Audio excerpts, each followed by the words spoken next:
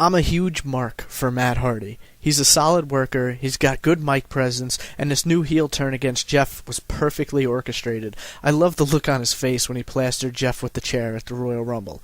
I think he's developed so much over the past few years, I'm really impressed with him.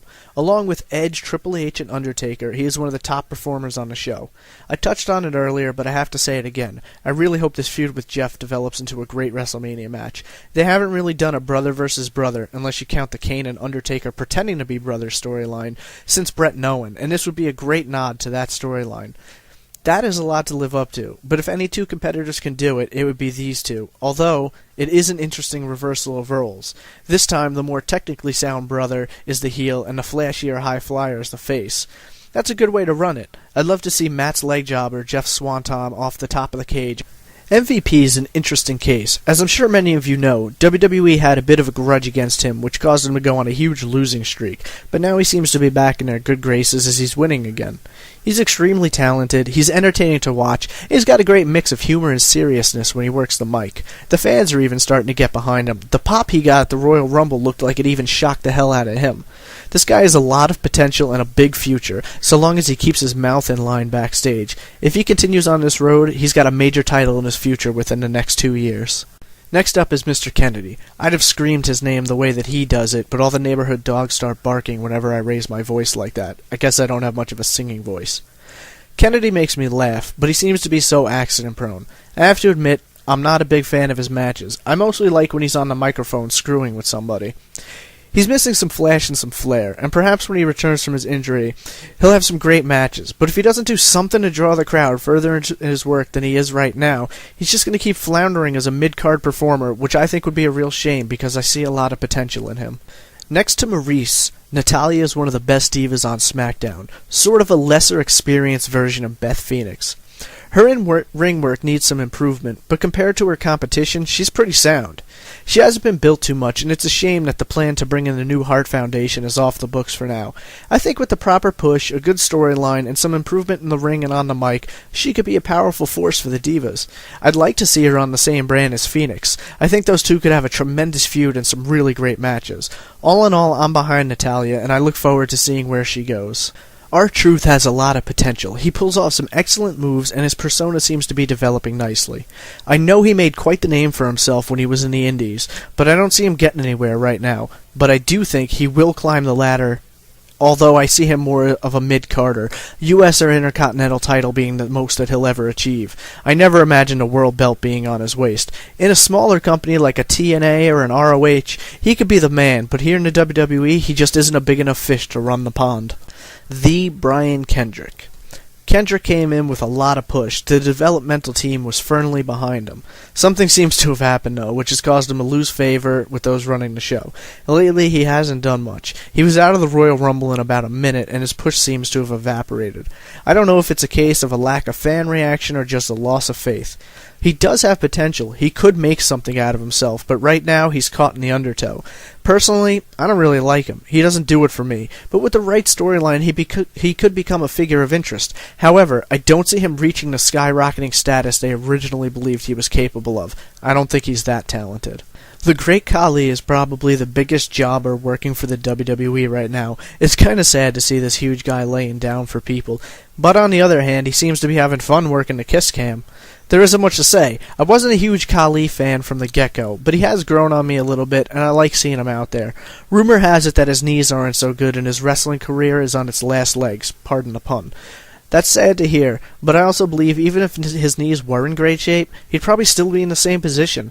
There will never be another Andre the Giant, and WWE really needs to stop picking up talent based on how tall they are.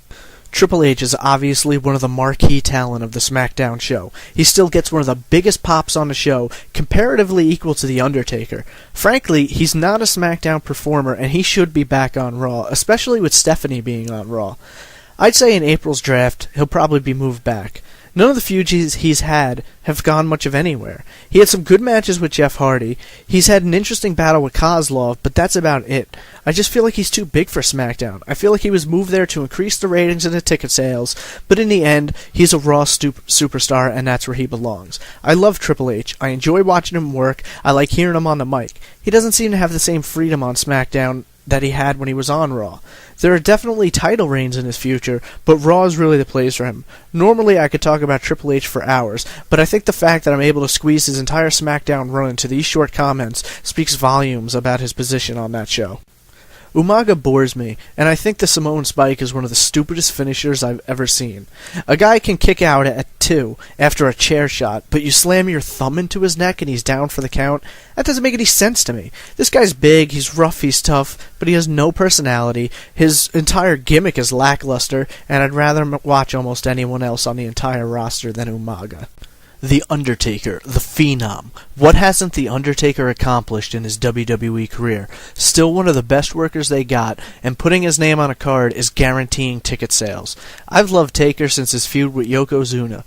He's getting a little older, a little more prone to injury, and I'd say the smart money would be on him retiring within the next 2 to 3 years.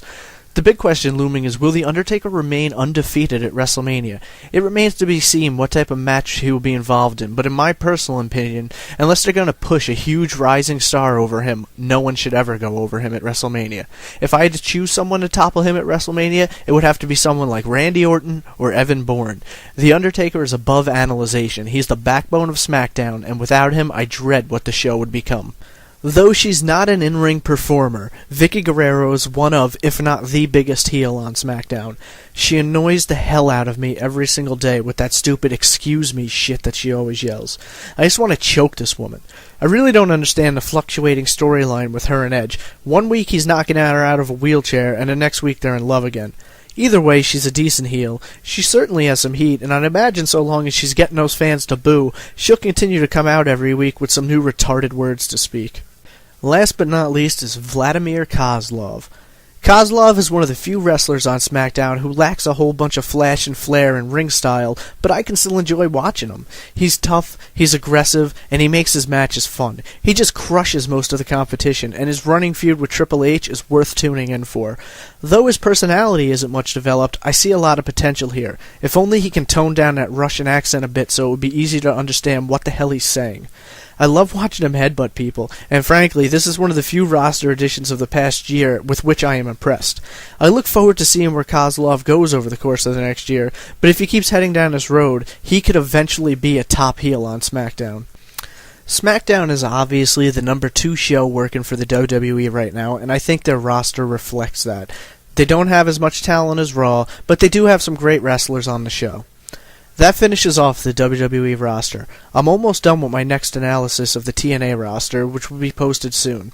I'm also working on my next episode, which will involve my thoughts and analysis on the current state of wrestling and its storylines. In addition to that, I do have some questions I'll be answering, but I urge you to send me yours, as I'd love to give you my opinion. Thanks for watching, and I'll see you next time on the next edition of Unmarked Talk Wrestling.